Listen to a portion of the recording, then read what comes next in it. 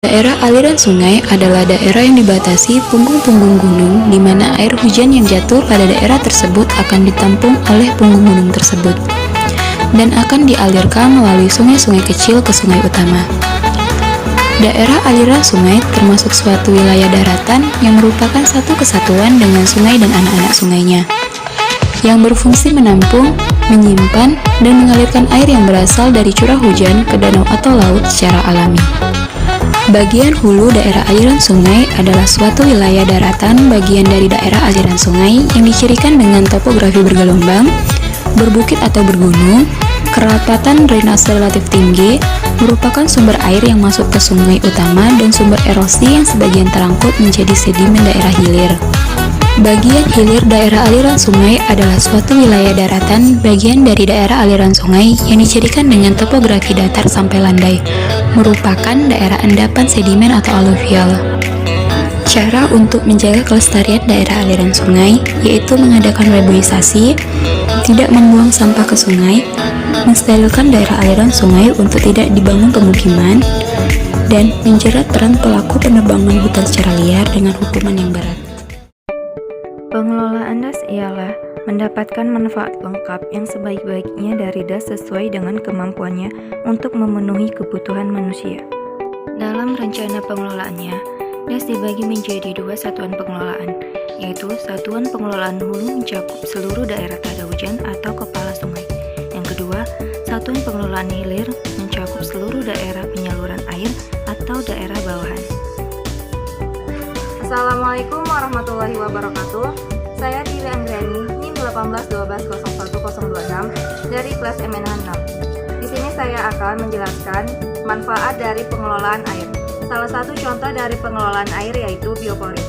Saya akan menjelaskan fungsi dan manfaat dari biopori yang berada di Lapangan Merdeka, Kota Binjai, Kecamatan Binjai Kota, Kota Binjai, Sumatera Utara. Biopori adalah pori-pori berbentuk lubang atau terowongan kecil yang dibuat oleh aktivitas fauna tanah atau akar tanaman. Manfaat biopori.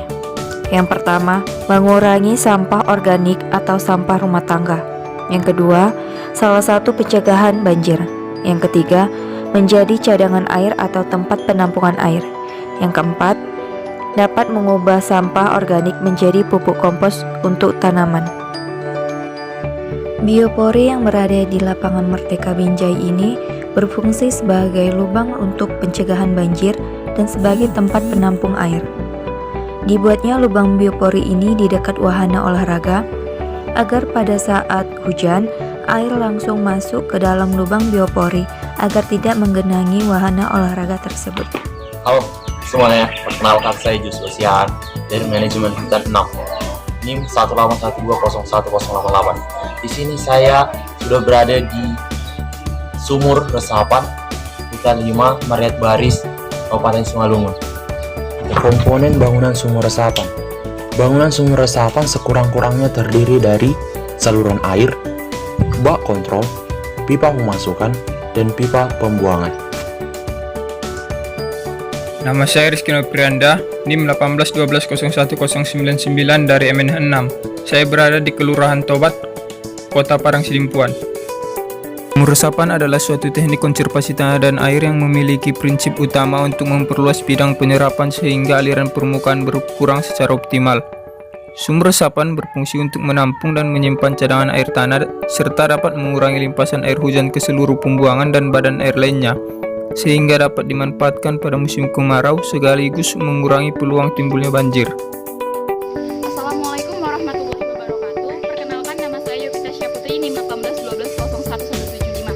Nah, sekarang saya sedang berada di salah satu teknologi pengelolaan air yang ada di desa saya, yaitu salah satunya bak penampung yang ada di Desa Sukadame, Kecamatan Silangitan, Kabupaten Labuhan Batu Selatan.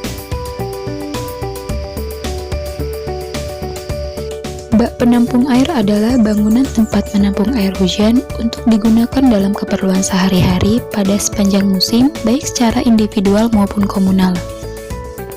Manfaat bak penampung air hujan yaitu menghemat penggunaan air tanah, mengurangi run-off dan beban sungai saat hujan lebat, mereduksi dimensi jaringan drainase, mengurangi laju erosi dan sedimentasi, dan merupakan stok air pada musim kemarau.